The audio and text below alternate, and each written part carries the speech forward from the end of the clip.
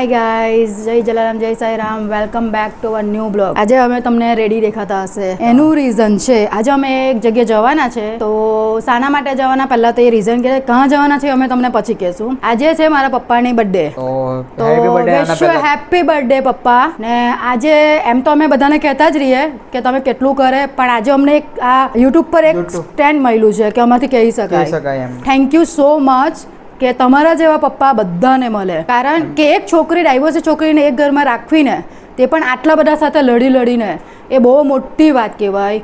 કેમ કે આટલી ઉંમરની હું થઈ, બધાને પપ્પાએ છોડી દીધા પણ મને નથી છોડી. નહીં તો એક ટાઈમે માણસ હરી જાય. એકલું ખાલી એમ નહીં કે મમ્મીને પાડ્યું, પણ આજે મારા છોકરાને મોટો કર્યો. આખું એવું નહીં, સ્ટાર્ટિંગથી જ્યારથી મારો બોર્ન થયો ત્યારથી મને અત્યાર સુધીમાં ખાઈ નાના મને મોટો કર્યો છે. એટલે એમનો ક્રેડિટ તો જાય જ. મારા તો ડેડ છે, પણ એક ડેડ તરીકે મારા પપ્પાએ આને બી મોટો કર્યો છે. કારણ કે જન્મથી જ એને મોટો કર્યો છે. ખરેખર એક છોકરાને, ચોથા છોકરાને એમ કે ને મોટો કરવો. આજના ટાઈમે જેટલું બી મારા પાસે પીસી છે, મારા પાસે અત્યારે બગીરા આવ્યા અમારા ઘરમાં, તે નાના જ અપાવી. એટલે આજે આટલો મોટો કરવો એક બહુ મોટી, કેમ કે આજે એક છોકરાને મોટો કરવાનો લોકોને ખબર છે કે કેટલી હાલત ખરાબ થઈ જાય. અમને 3 પછી આ બીજા ચોથાને મોટો કરવો બહુ મોટી વાત છે. તમને લાગશે કે આ લોકો બધું પ્રવચન, પણ પ્રવચન નથી. મેં બધાને અત્યાર સુધી કહેતી હતી, પણ આ એક પ્લેટફોર્મ મળ્યું તો અમે ત્યાં એક્ઝેક્ટલી બધું બોલી શકીએ. બધાને કીધું પણ કોઈ સમજી બી નહીં શકે. કારણ કે એક છોકરીને, તે બી ડાયવોર્સી છોકરીને ઘરે રાખવી બહુ મોટી વાત છે. મેં ઘણાને જોયા છે કે જે ડાયવોર્સ થયા પછી કેટલા હેરાન થયા છે. અને અમે બી હેરાન થયા છે, પૈસા ટકે નહીં, બીજી રીતે. પણ ત્યાં મારા પપ્પાએ સપોર્ટ કર્યો છે.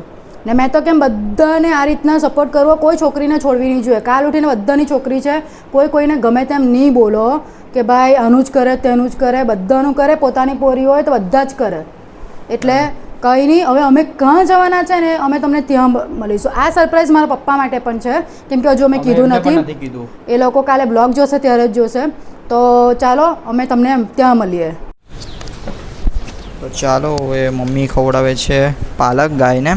તો હવે એ જ અમે વિચાર કર્યો કે ગૌદાન કરીએ અમે. નાનાની બર્થડે છે તો કંઈ નહીં, આજે પપ્પાની બર્થડે છે માતા, તો આખું ગૌદાનમાં થોડુંક અત્યારે એમ કે પાલકને એવું ખવડાવાય છે. તો આ ટાઈમે અમે આવ્યા છે તો પાલકને એવું ખવડાવાય છે, તો એ ખવડાવી દઈએ.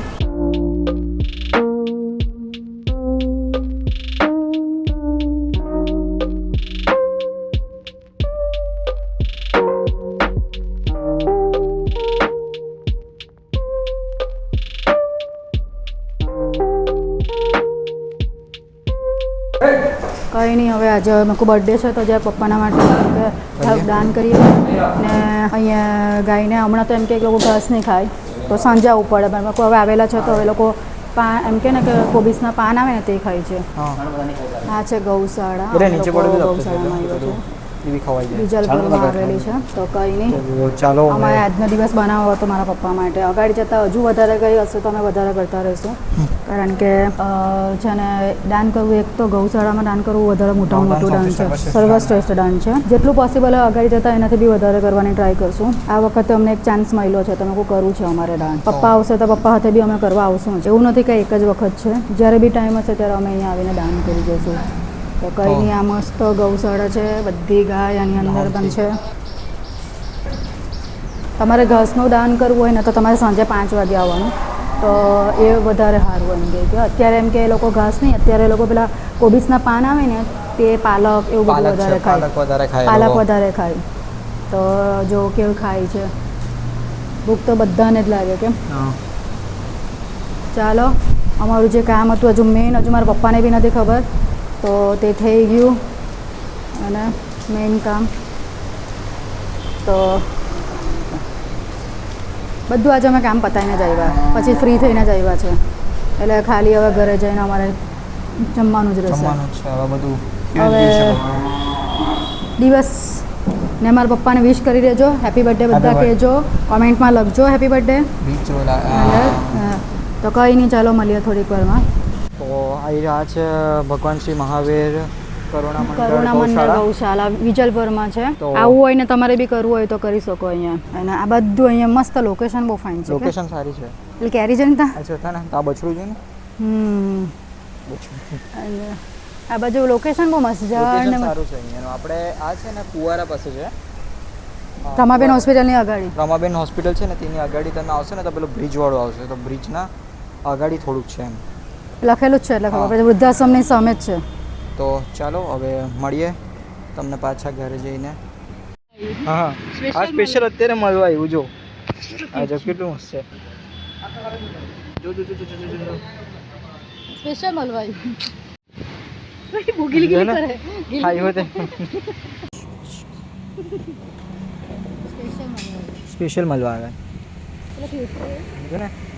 ચાલો ગાઈસ સાંજ પડી ગઈ છે. આજે તો સવારે અમે લોકો કીધું તેમ ત્યાં ગયેલા હતા ગૌશાળામાં. એટલું મસ્ત લાગ્યું ને એટલું સારું લાગ્યું. પછી આવ્યા તો પાવર નહીં હતો ઘરે એટલે પછી કંઈ ઉતાર્યું હતી. મેં કહું ચાલો કંઈ નહીં હવે પછી ઉતારી લઉં ને પછી ખાઈને સીધા હોઈ જ ગયા જેવો પાવર આવ્યો એટલે. તો હવે નીચે જામ, નીચે જઈને ચા નાસ્તો કરું ને પછી રસોઈમાં લાગું. કદાચ બહાર જઈએ આજે પપ્પાની બર્થડે છે તો કંઈ સ્વીટ બીટ ખાવા, નહીં તો ઘરમાં રસોઈ કરે. કાલે સાંજે કદાચ કોલ્ડ ડ્રિંક એવું પી આવીએ. આજે ને વેધર બહાર તો પવન એવો છે અને જાણે પેલો વરસાદ પડતો હોય ને તેવું લાગે, પણ તડકો દુનિયાભરનો છે અને પવન ફૂલ છે અને ઘરમાં એટલી જ ગરમી છે. એટલે જો પવન બધું ફૂલ છે. હમણાં તો બહુ અવાજ આવતો હતો એ ફૂલ. હા હા હા એટલું મસ્ત લાગતું છે કે બહાર જ બેસી રહીએ એવું લાગે છે. પણ હજુ વરસાદ ખબર નહીં શું થાય કહે એટલે જરાક પડતો નથી હવે. એટલે વેધર તો બહુ મસ્ત એમ થાય હમણાં પડે. આજે તો હવાના અમે જવાના હતા મેં કહું ગૌશાળામાં તો લાગ્યું પહેલાં તો કે જવા જ નહીં એવું વેધર થઈ ગયેલું. પછી પાછું જેવું હતું તેવું જ થઈ ગયું. તડકો આજે ને તડકો કેટલો છે હજુ બધાના ઘરે એસી ચાલે છે અત્યારે. 5:30 થવા આવ્યા પણ ગરમી એટલે શું કરે. અમે હા નીચે જમ તો બીક જેવી લાગે કેમ કે એટલી ગરમી લાગે. રૂમમાં બેસી રહીને ત્યાં સુધીને એટલું સારું લાગે ને હવે નીચે જવાના એટલે એટલી જ ગરમી ચાલુ થઈ જશે. અને હવે હેત તો ઉતરેલો છે 5:30 થયેલા છે. હવે એને ઉઠાડું. હવે અમે નીચે જઈને ચા પીને નાસ્તો કરીને રસોઈમાં લાગું. તો ચાલો મળીએ પછી. તો ચાલો હવે આજે નાનાની બર્થડે છે તો અમે વિચાર્યું કે ચાલો જરાક બહાર જઈને માઇન્ડ ફ્રેશ કરી લઈએ એકવાર પાછું. એન્ડ કંઈક બસ કંઈક મીઠું ખાઈ આવે કંઈક સારા કંઈ પણ હોય તો લાઈક કુકી. હા જમી તો જસ્ટ અત્યારે જમી લીધું અમે. જમી લીધું છે એટલે અમે ગુજરાત સ્વીટ ડીશ જેવું કંઈ આઈસ્ક્રીમ કંઈ ખાઈ આવીએ. જે કંઈ રસ્તામાં નવું દેખાય તો ખાઈ લઈએ. તો ચાલો હવે ત્યાં જઈએ. હવે ત્યાં જઈને મળીએ. શું ખાય તો હવે તમને પણ નથી ખબર અત્યારે ક્યાં જવાના છે. તો ચાલો હવે જઈએ. તો બાય. તો ચાલો અત્યારે અમે આવીએ છીએ વેસ્ટ વન્ડર્સમાં. એન્ડ અત્યારે કેટલા વખતે મન થતું હતું પ્લાન હતું અમારું ઓલરેડી કે એક વખત અહીંયા જઈએ. તો હવે અત્યારે અમે મંગાવ્યું છે કુનાફા વડ મંગાવ્યું છે ચીઝ કેક, કુનાફા ચીઝ કેક. તો ટ્રાય કરીએ. અમે બી ફર્સ્ટ ટાઈમ આવ્યા છે ટ્રાય તો કરીએ. ને અમે કેટલા અહીંયાથી જતા ને ત્યારે વિચાર કરેલો પણ ટાઈમ જ નહીં મળતો કંઈ ખાઈ શકીએ. હું ચાલ આજે તો બર્થડે બી છે ઓકેઝન બી છે તો આજે ટ્રાય કરીએ. હા તો ટ્રાય કરી લઈએ. તો ચાલો હવે અમારી આવતી જ છે અહીં આવી તો કંઈ નહીં આવે એટલે આવી ગઈ. હા ચાલો એરિયા હવે અત્યારે અમારી આવી છે કુનાફા ચીઝ કેક. અને મમ્મીને ચીઝ કેક ખાવાનો બહુ શોખ હતો બહુ મન થયેલું હતું.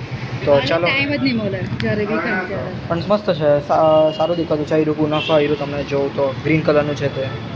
તો ચાલો હવે આને અમે લોકો રેપઅપ કરીએ. ચાલો હવે અત્યારે અમે આવ્યા છે સોડા પીવા. બરાબર તો છે ને કેમ કે ચીઝ કેકના ઉપર સોડા, ચીઝ કેકના ઉપર સોડા વિચાર કરો. હજમ બી કરું પણ ચીઝને. હા એ તો છે. હવે હજમ કરી લ્યો ફટાફટથી. નવસારીમાં આયરી આપણી બગીરા જેવી હોય તે એમને એને કલાક સુધી જોયું હતું પણ ગરમ બહુ થાય. કહું નહીં ગરમ થાય એટલે લાઈક એન્જિન એટલું પાવરફુલ છે ને બધા જ ગરમ થઈ ગયું. આજના ટાઈમમાં છે ને બધા જ બહુ ગરમ થાય હવે તો એટલે ગાડીનો વાગ છે જ નથી. હા હા એટલે ને એક ઓલરેડી હીટ વેવ ચાલતી છે એના લીધે હું કે પેલું ગાડી તો ગરમ થવાની જ હવે તમે કંઈ પણ કરો.